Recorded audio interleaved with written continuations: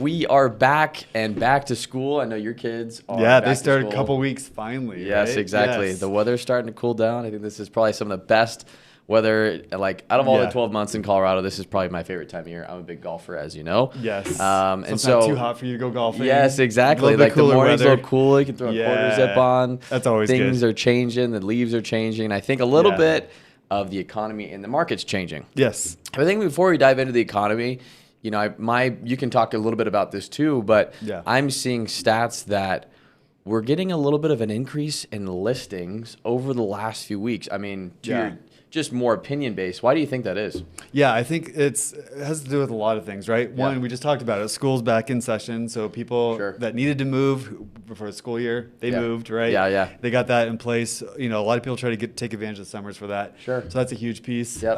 So now listings that are coming on are most likely people that just need to do something, at this point, or maybe have a job change, something like that. Yeah. And then because not as many people are buying for the summer reason, but also interest rates just continue to stay high, right? Yeah. And so it's really causing a lot of challenges for a lot of people and trying to be strategic. As strategic as you can get sometimes, in the end, it just isn't possible for a lot of people. So I think that's a big reason. Yeah. So, it's a weird dichotomy we have going on right now because it's still a low inventory market, which sounds crazy to say, but we have low inventory. So the people that can buy and have the ability to actually are buying pretty quickly and they can find something pretty quick. Yeah. So you have some homes that will go on the market, right, for a weekend. I just had this a few weeks ago. Yeah. Multiple offers, and I thought this is weird. Why are we still doing this? But it's still happening. Yeah. For if the house is priced right, good condition, it's going to go quick. Absolutely. And so we have that happening. Those houses are coming out pretty quick, but then other ones are staying on longer, just because of the limited number of buyers that are out there. Yeah. I don't think it's limited buyers. I think it's just this pent-up demand is how I like to think about it. There's this wall of people that are ready to go as soon as affordability gets better for them. Right. And I think, there is the extent of buyers out there, whether they're actively pre-approved and looking, whether they're going to buy within the next 12 months. There's a lot of people. I've got a lot of clients that are pre-approved and searching for months, and the right places just haven't popped up, right? Yeah. So that's a lot of it too. And, when the affordability comes back down, the market's only going to get crazier. So I'm seeing, I think it's going to be a really, really, really strong time for buyers over the next few months because rates are not going to just all of a sudden drop to the floor. They'll inevitably start to come down a little bit. But if we see continue to see a little bit higher increase in inventory too, that just allows for a little bit more leverage. So it'll be interesting to see. I mean, I think from an economic standpoint, I keep a pretty decent pulse on things just because it obviously impacts mortgage interest rates. That's something I appreciate about you. You're always kind of in the know and nerding out on what the Fed's doing and all the different stats are. So but it's important. It's good to know the why behind where we're at. Right. I think it's, I want to stay informed but not get too into it because a lot of what I've seen this year is we forecast one thing, another thing happens. And so it's like just trying to stay knowledgeable about what's going on. And really what I'm seeing right now is most of the economy was pointing towards a recession over the last few months. Then there would be this random weird thing that would keep us stronger, like jobs reports are getting better, right? Or used car sales for a few months were really high and then they came back down. But now we're seeing credit card debts the highest that we've ever seen. U.S. savings rate is dropping off just as fast or faster. I saw something about that the other day. Maybe it was even this morning. I think I was looking and said a lot of savings are going to start getting depleted over the next few months. Yeah, the next couple of months we're going to see massive amounts of savings go away, and I think it's tied to what the Fed is doing right now to make the cost of goods more expensive, the cost of money more expensive, right? At the end of the day, you're paying a lot more on your credit card interest rate than you were, right? That also is now it's also gonna happen where student loan debt is also gonna come out of, the CARES Act, and you're gonna start to have to pay your student loan debt. So how does that impact it on top of the credit card debt? So there's a lot that's happening there. This week, the jobs report came out. Those were strong. Now, finally, we're seeing that this jobs report, the full-time jobs decreased, part-time jobs increased. Well, what does that tell me? people are getting other jobs to help supplement their primary income. Yep. I've even heard personal stories from some of my clients saying, hey, I'm getting a second job, or my wife's going to get a job now. Totally. Yep. I know a ton of people. My wife just got a part-time job. She? Yeah. She's working 2 days a week. Right. You know, I know a lot of people that are getting other jobs, even in this industry, are getting, you know, part-time jobs. So I think a lot of this is now, okay, we're finally realizing the economy is starting to slow down if it hasn't already. And that does create lower interest rates. So what does that mean, right? For the next 6 to 12 months is if inventory, which I believe is going to stay very comparable to where we're at. I agree. When rates come down, here comes the influx of buyers, and it's just going to, it's going to keep the market, you know, just as hot, I think, moving forward. Yeah, I agree. I'm curious to get your thoughts on this because you do follow all this stuff so closely. Yeah. This is totally speculation, but your own opinion on it. You know, how long do you think rates will stay at this level? And let's talk about, you know, bouncing around the 7% mark, right? They're above that now at this point, right? Yeah. Average interest rates above 7% for sure. So at that level, where do you think it might come down to, and when do you think, you know, those kind of things could happen? And obviously, it's all going to be dependent on everything we just talked about. Yeah, I've been telling clients, because I'm optimistic that rates are going to come down. If they don't, we're going to see, I mean, if they don't come down, then there's way bigger Other things are going to be happening. Yeah, there's a lot of bigger issues in the economy. So the inevitable is that rates are going to come down. How quickly, it's really hard to forecast. It's so hard. And people that tell you that, oh, we're definitely going to see rates, you know, in the 5s by the end of the year, I think they're just kind of firing from the hip a little bit, right? Yeah. You know, do I think we're going to be below 7 by the end of the year? Maybe. You know, the average interest rate's about 7.25 right now. So for us to decrease 1/4 to 0.5% by the end of the year, it's not out of the cards. Now, with that being said, where do we get to and how long does that take? That's the hardest part. I think we're going to see some sort of interest rate in the 5s within the next 2 years, maybe. A lot of people are saying that we're going to get there by mid next year. It's so hard to tell. It's hard. But I don't tell clients that we're definitely going to get there, because I think that paints a rosy picture, and if we don't, now we're doing a disservice. So, you know, I think we're going to see the 6s definitely next year. You know, low 6s by the end of next year could very easily be, and then from what happens, you know, how low it goes from there, it just depends. Yeah, it's really interesting. I think about that too. I mean, I wouldn't be surprised if we see this throughout all of next year. You know, same thing. You know, just getting the 6s. You know, and I think this always just is more proof and emphasizes what you and I talk about a lot. We've talked about here, but then we talk about with each other and our clients. Real estate's a long-term game, right? You have to think about the long-term piece of it. Totally. In 5 years, we're not even going to remember what happened, you know, around this time. We're going to be talking about what's going on then. You know, in 5 years, rates, a lot can happen to rates between now and then. Oh, totally. A lot can happen in the market. Let's think 10 years into, you know, ahead. I mean, when we were all, if you remember where you were 5-10 years ago, we would have we wouldn't be thinking about having this conversation, you know? And so I think as you look at long term, I agree with you. That's got to be your perspective. You know, you've got to say, okay, yes, in the moment, rates are not great. And so this is something I've been thinking about too, and I'm curious to get your take on it. What rate do you think, or what number do you think rates need to get down to where that pent-up demand that I just talked about is going to get released, where you think that, like, where are most people that are on the sidelines ready to make a move, that if it gets down to 6% or, you know, 5.5% or maybe 6.5%, you know, is there a point where you think we're going to start seeing, you know, a lot of those people get released in and start, you know, looking for homes and being able to afford it? I think low 6s. Okay. Because low 6s, you know, on a average size loan here in Denver, you know, somewhere around $500,000 or $600,000, you're gonna, a percent lower, you're gonna see a few $100s a month difference. You know, and that could be the catalyst for people. So I think low 6s, and then, you know, I think it's not only the rate itself, but the news around the rates itself. Right. What is the media portraying? Is it increasing rates? Is it decreasing rates? You know, and so if it gets into the 6s and they say rates are decreasing, then it's more people like, great.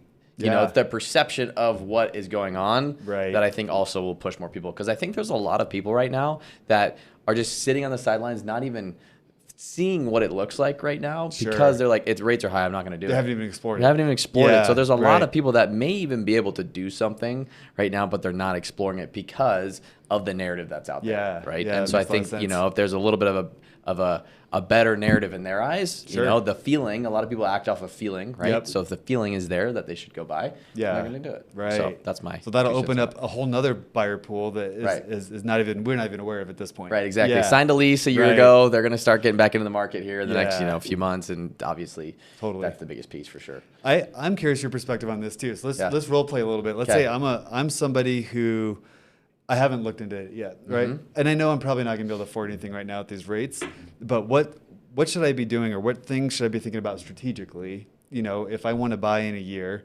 or if my magic number is 6.5%, what should I be doing now, and what would you suggest to people as they're preparing to buy, if they're not able to right now?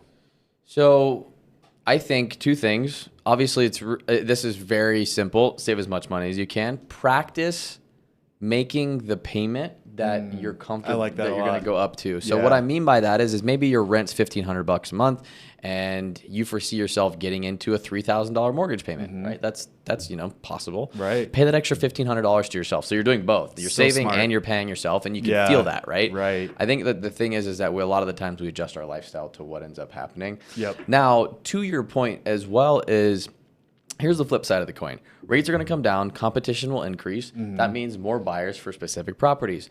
Leverage goes away, which right now we have a lot of leverage. So I would almost talk about, if you think that 6.5 is your rate, why don't we actually get started now? Go find a property that's been on the market for more than a week, because I can almost guarantee you that you can go to that seller and say, well, we'll give you a full price offer with $15,000 concessions. Yep. You're going to do a 2-1 buy down, and your first year interest rate will actually be lower than what it will be in the future, because you're not going to be able to do that 2-1 buy down when the competition increases. That's right. Yeah. So it's crazy it's weird to think about it this way, but while rates are high, your interest rate will be lower thanks to the seller for the first couple of years. Right. And then not only are you getting a better deal on the house, you're getting a lower interest rate for the time being. And then when it comes time to refinance, we'll lock you into that long-term payment that you would have had a year from now anyway. Yes. Right? You said something that I think a lot of people aren't really thinking about, in the competition, right? And we already know what competition is going to do to the market because we saw it. Right. We've seen it, I think, twice. Yes. I think we've seen 2 cycles over the last couple of years. Yep.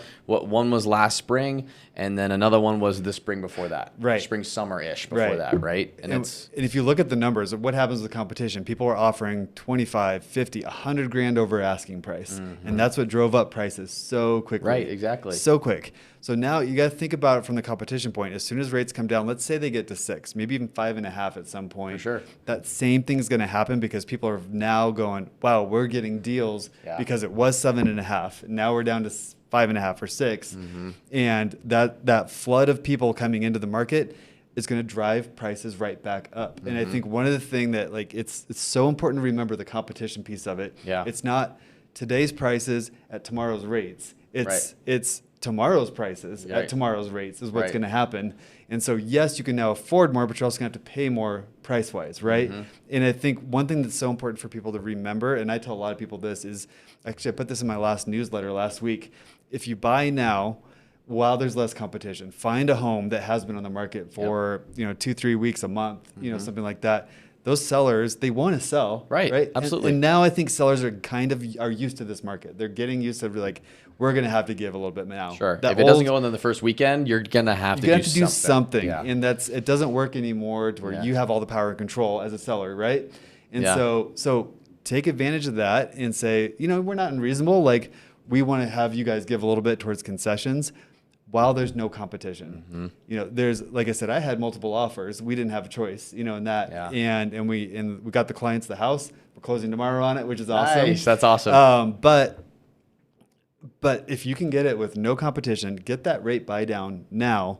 When you refinance later, if you can make it work for the next couple of years, and you refinance, you also refinance with no competition.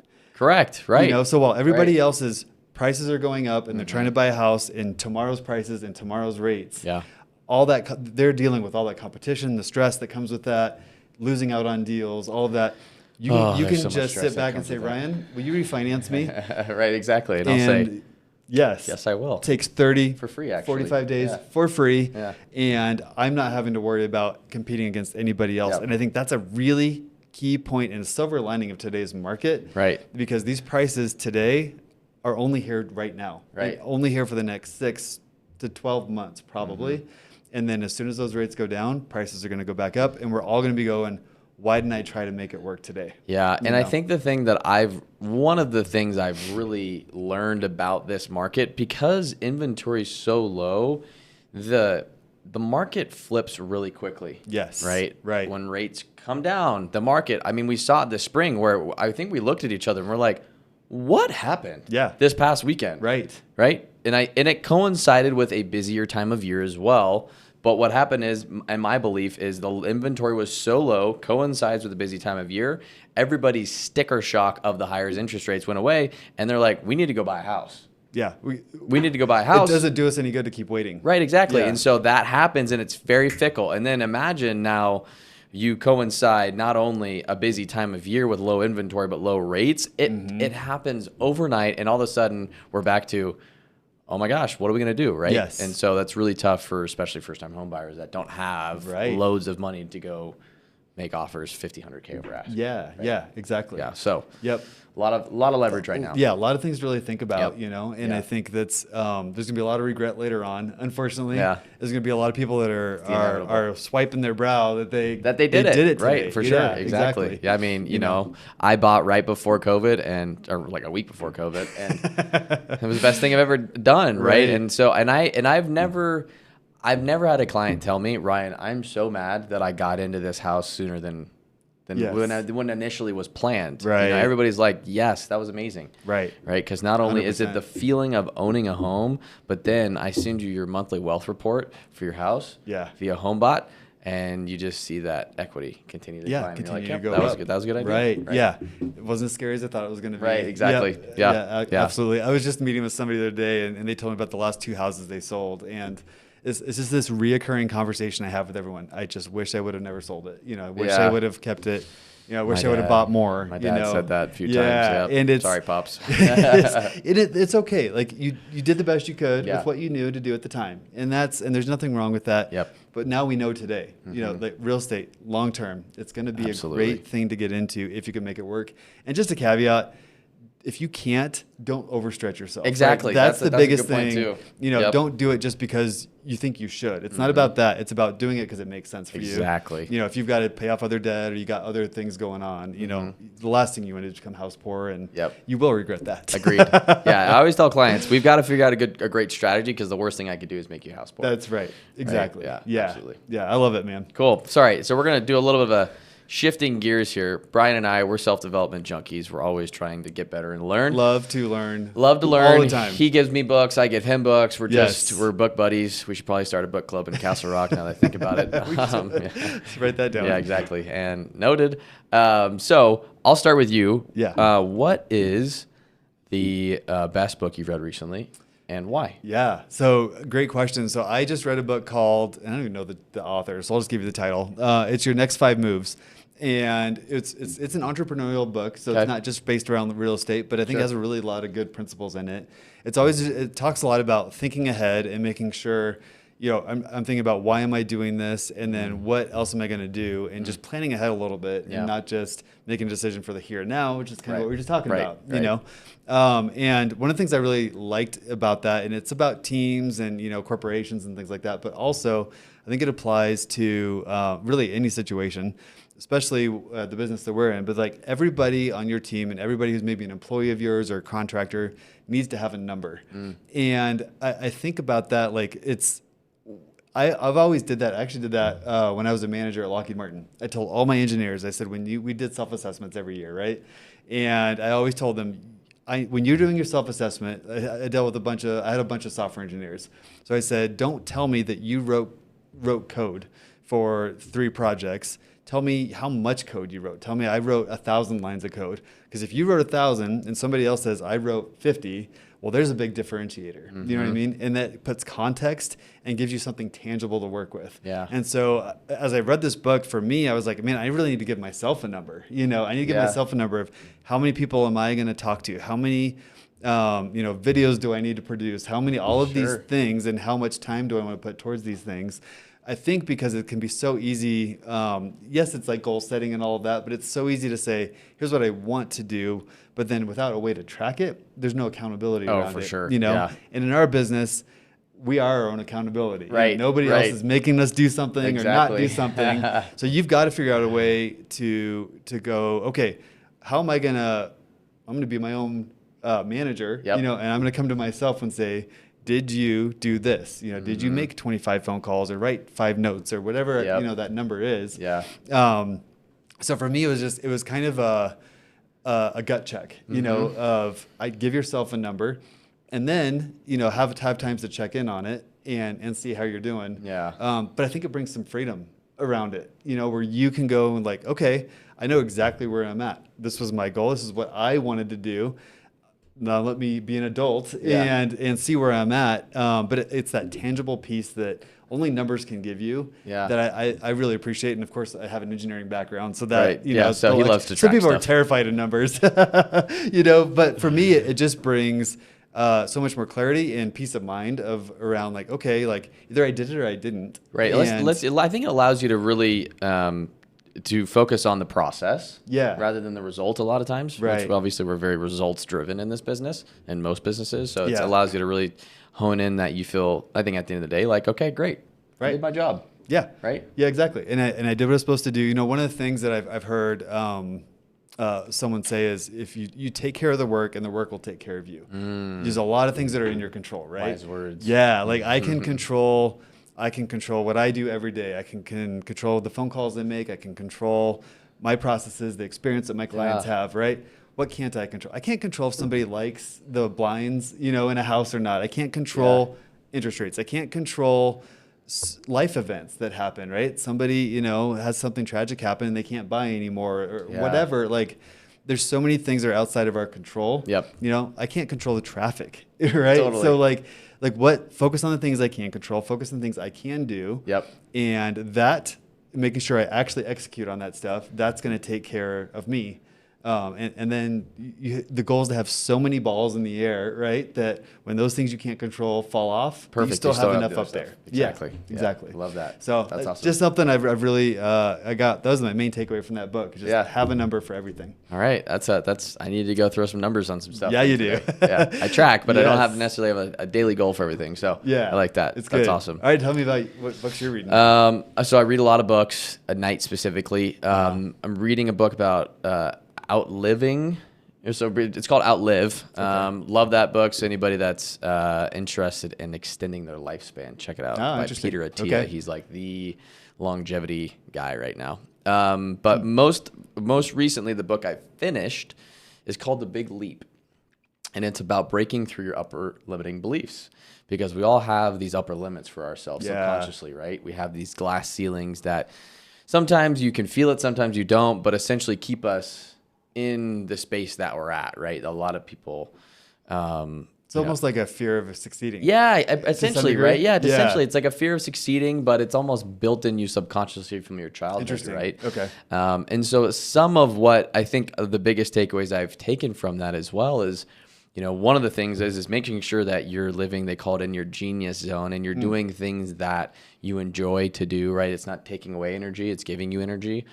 And the other piece that I've really taken away is that everybody self-sabotages themselves subconsciously. And it's usually when you're at a great point, right? So that's your you get to a great point and you don't break through, you self-sabotage yourself, whether it be yourself, your relationship. Yeah. And the more I've noticed it too, relationally, you know, my wife and I might be in an amazing spot and then all of a sudden, you know, we nag each other for something why that dishes are dirty, right? And we like do something to mess up the amazing groove that we're in our relationship. So I think it's really powerful to just take stock in where you're at in life and maybe some ways that you've sabotaged yourself or your relationships in the past. And then I think if you can bring that to the forefront of your consciousness, you're able to change it. Does he talk about why we do that? Yes, he does. I need to go quote some chapters about that. I mean, so at the end of the day, I know what you're talking about because I think I've experienced that several times where I like things are going well and then I maybe like we just talked about, I slack off a little bit, you know, right? Go, okay, you know, that was probably good enough, or It's mainly it's tied to your childhood at the end of the day. That's why you do it, right? You have all of these built-in notions, about yourself growing up. Gotcha. And that's why you end up sabotaging yourself.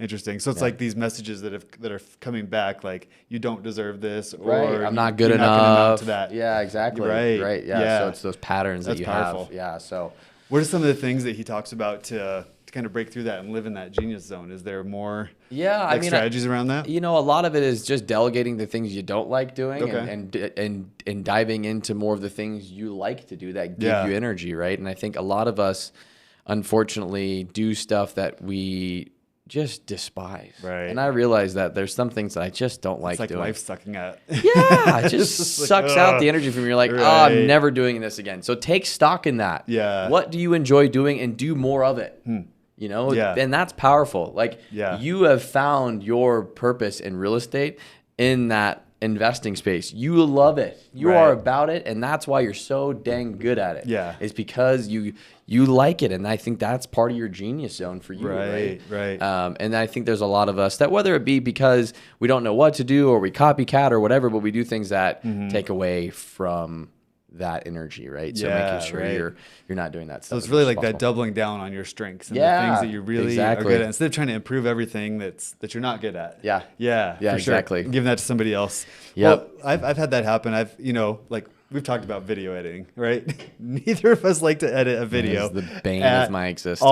I'm out. I'm out on that. But I gave that to my son over the summer. I think we talked about that and I showed him a cool video editing tool, and he loved it. And I loved that he loved it because then I didn't have to do it. He's helping dad. Yeah, it's amazing. Yeah, exactly. And it actually feels good and freeing, to give that away. Totally. Yeah. And then it's like, okay, now I can really focus on what I want to do. Right. Yeah. Yeah. Life's too short to be tense when you're like, all right, I've got to do this now, right? Yes, so it's a great book. So anybody out there that's trying to break through. Well, you gave it to me, and I started a little bit, so I'm excited to get the rest of the way through. Yeah, hopefully it'll be amazing. Hopefully like the rest of it. Yeah, absolutely. Right on. Well, guys, thanks for tuning in today. You guys have an awesome rest of your week, and we will see you soon. Sounds good. See you guys. Cheers.